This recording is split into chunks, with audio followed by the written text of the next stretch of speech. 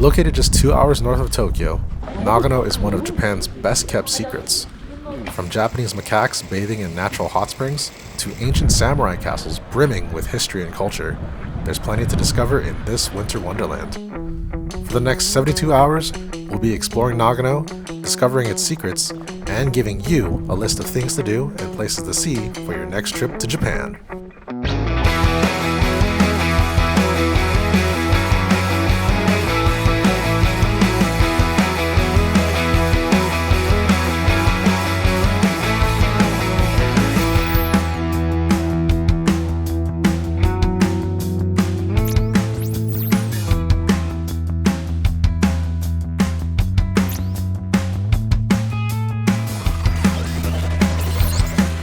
Good morning everyone, welcome back to the channel, and today we are in Nagano.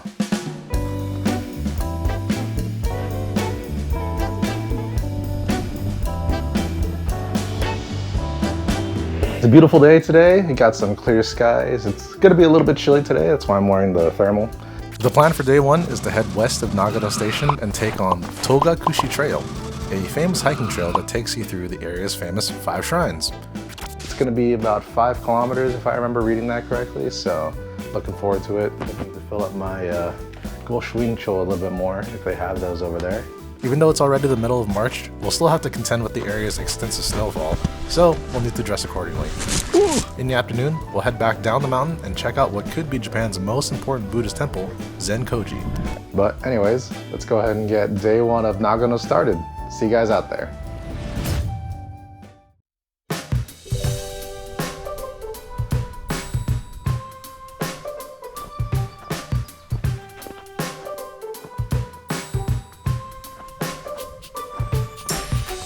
To reach Togakushi, you can take a bus from Nagano Station. From there, it's about a 40-minute drive up the mountain until you reach the start of the trail.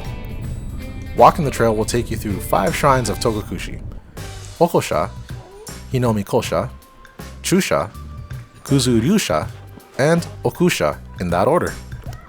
It is said that these 5 shrines are important to the famous Japanese myth, the opening of Amano Iwato. In this mythical tale, the sun kami Amaterasu Omikami hid away in a cave and plunged the world into darkness. To entice her back out and restore light unto the world, myriads of gods enacted an elaborate ruse. They staged a festival just outside the cave's entrance. Perplexed by the revelry, the goddess peeked out from her hiding spot, whereupon the deities seized the opportunity to pry open the door and restore light to the world. The first shrine is Hokosha Shrine. This shrine is said to house the god of maternity and academia, and is supposedly the child of the god of Chusha Shrine, further up the trail. It was developed at the base of the mountain and was used initially as lodging for travelers undertaking a pilgrimage through these Shinto shrines. Visitors are able to follow in the footsteps of these pilgrims by following the same signs they use to reach each shrine. The second shrine on this trail is Hinomikosha. About 15 minutes from Hokosha, this shrine is dedicated to the goddess of fire, marriage, and the performing arts. Appropriately, in the myth, it is said that during the festivities, this goddess danced in front of the other gods and won their applause, further arousing Amaterasu's curiosity. It's here that the path diverges into 2 routes. Visitors can either head back to the road, or can continue hiking through the Pilgrim's Trail to the middle shrine. Alright, 2 out of 5 done. Onto Chusha Shrine. Holy crap, I'm tired.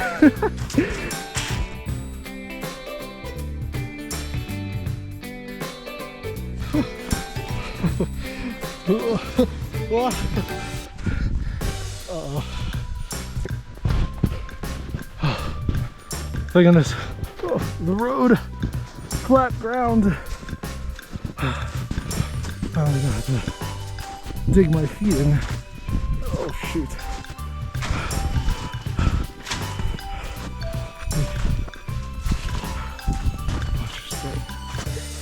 Oh, flat ground.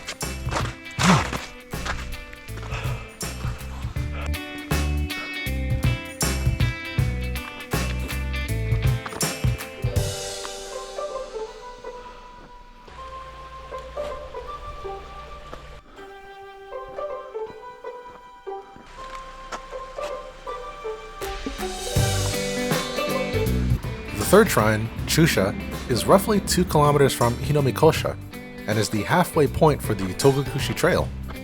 This shrine is dedicated to the god of wisdom who is said to have come up with the idea of playing kagura, a form of Shinto music, in order to open the Amano Iwato.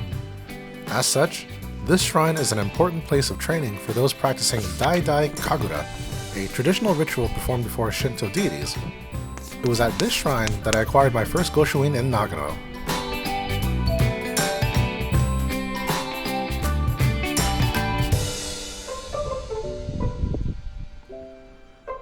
Alright, let's go.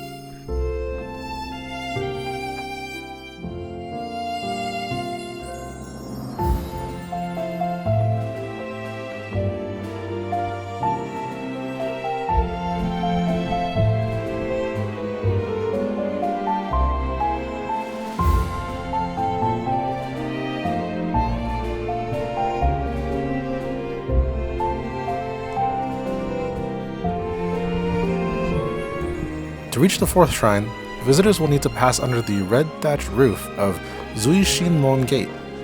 With 2 impressive lion dog statues standing guard, the Zuishinmon Gate serves as the intermediate point of the approach to Okusha Shrine. The visually striking red of the gate walls stands in stark contrast to the white blanket of snow. Walking through the gate leads visitors to the avenue of countless 400-year-old cedar trees, which have been designated as a natural monument.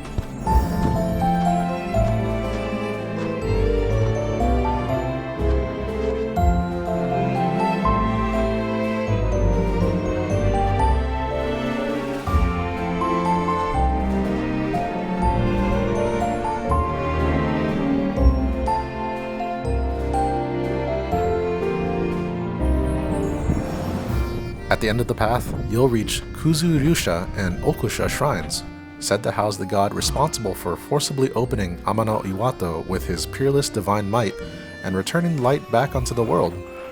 This shrine is truly a spot of beauty. Unfortunately, during the winter, the snow tends to pile up so much that much of the shrines are covered. Nevertheless, these temples mark the end of Togakushi Trail and offer guests a truly rewarding viewpoint for their efforts.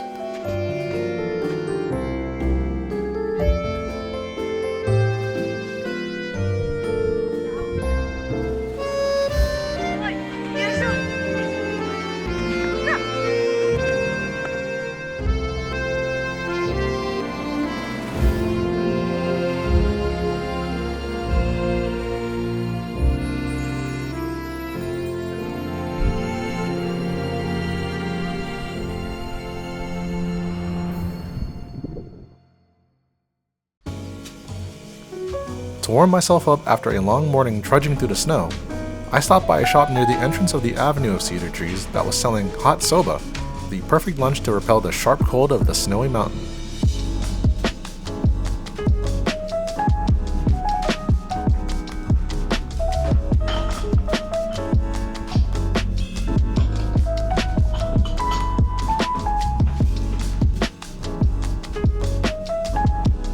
After lunch, we head back down the mountain to visit what is widely regarded to be the most important and most popular temples in Japan, Zenkoji. Founded in the 7th century, this temple is said to house the first Buddhist statue to have ever been brought to Japan. Although the original statue is hidden, a copy of the statue is shown to the public every 6 years for a few weeks, with the next appearance expected to be in 2028. Another important significance of this temple is that it is the main reason for Nagano City's development. In Japan, many major cities have evolved from one of 3 foundations: castle towns, harbor towns, or temple towns. In the case of Nagano, Zenkoji was the temple that was the foundation for the surrounding area's development into the grand city it is today.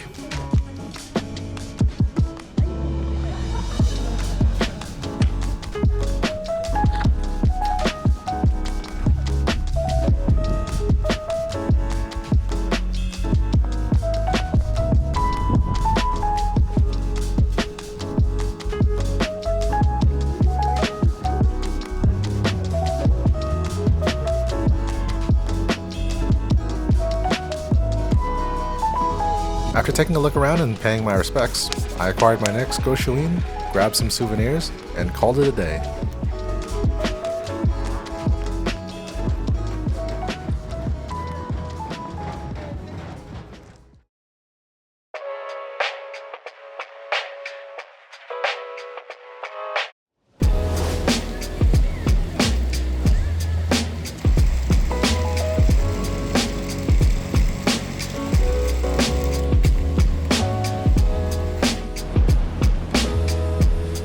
On day 2, there was only one spot that I planned out for the day, and that was traveling to Japan's world-famous Snow Monkey Park. Jigokudani Koen, or Wild Snow Monkey Park, is a world-renowned national park. You might recognize it as the place where Japanese macaques are bathing in the snow. The word Jigokudani translates to Hell Valley on account of the area's high altitude and harsh winter conditions. This area is covered in snow for roughly a third of the year, with temperatures that can easily fall below 0 degrees Celsius, making a seemingly uninhabitable hellscape during the winter for any creature. However, in the middle of this harsh environment, there exists a veritable oasis for the local wildlife, a natural hot spring. The monkeys that live here are considered wild animals, and the area around the hot springs is their natural habitat. The monkeys use the hot springs to battle the extreme cold during the winter seasons. This unique spectacle has become world-renowned, with guests across the world traveling to this park to see the monkeys up close. During the 1998 Winter Olympics held in Nagano, this park was a popular tourist attraction for athletes, Olympic officials, and the news media.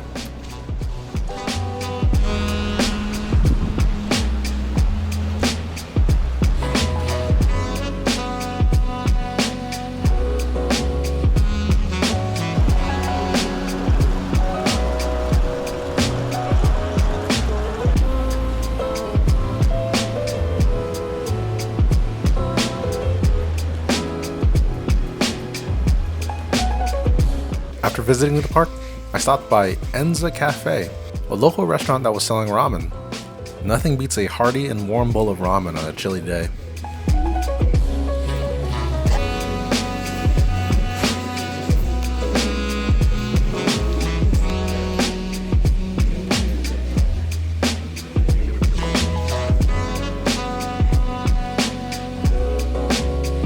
Along the way back, there was a lady selling Yakiimo, a baked Japanese sweet potato, so I grabbed myself one before heading back to town.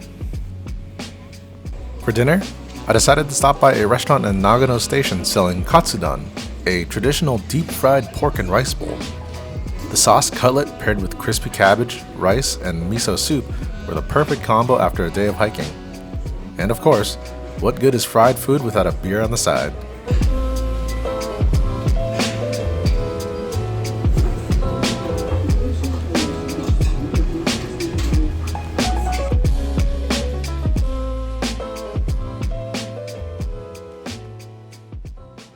For day 3, we're heading down south to the historic samurai town of Matsumoto. Matsumoto is the second largest city in the Nagano prefecture and is home to one of Japan's most beautiful original castles, Matsumoto-jo. By original castles, these are known as castles whose keeps have survived the post-feudal age deconstruction efforts intact. If you remember from the Fukuoka video, I mentioned that during the Meiji Restoration, Fukuoka Castle was demolished in an effort from the then government to remove symbols of feudal Japan. Miraculously, Matsumoto Castle was spared from this reform and remains as one of the few remaining castles within the country. Within the city, there are plenty of places to see and things to do.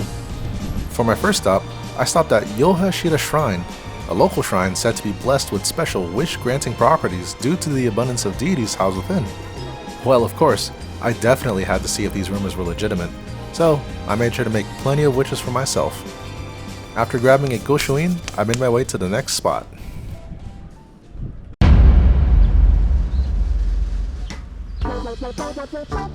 Nearby the shrine, you'll find Nawate Street, a peculiar shopping street with a fascinating obsession with frogs.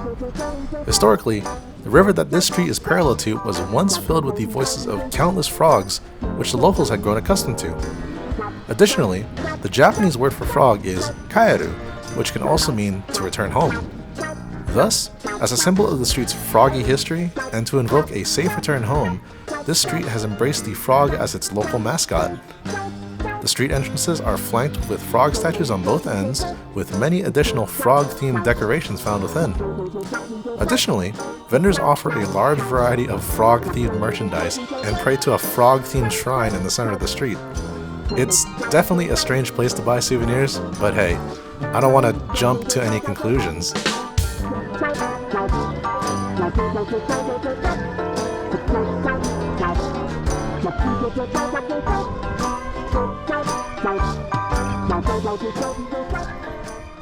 After leaving Nawate Street, you reach the outskirts of Matsumoto Castle.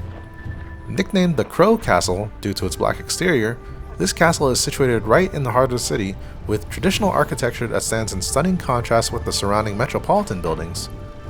During the Sengoku era, this castle was ruled by men under powerful samurai, including Takeda Shingen, Toyotomi Hideyoshi, and Tokugawa Ieyasu. The castle gardens are adorned with hundreds of sakura trees, making this a popular spot during cherry blossom season. Many guests visit just to stroll around the castle grounds and park.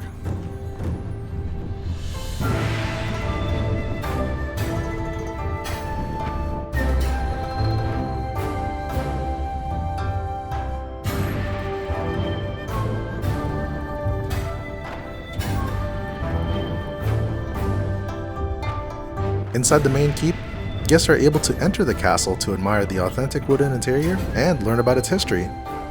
The castle has been converted into a museum with relics of the past on display for guests to admire.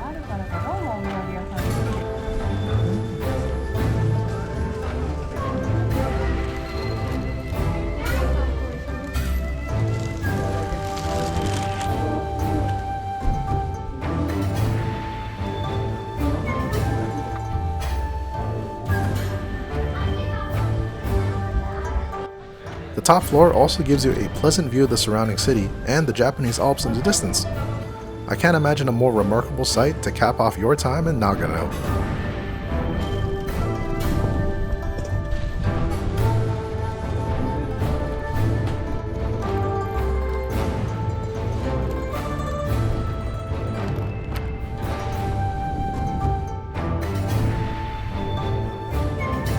For dinner, I decided to top off my time here with some of Nagano's award-winning Shinshu Wagyu, a type of Japanese Wagyu steak that has been praised for its exceptional quality, tenderness, and flavor. It truly lived up to its prestige, and my only regret is that I didn't order more. Make sure to try this delicious meat when you visit Nagano. It's sure to leave your taste buds wanting more.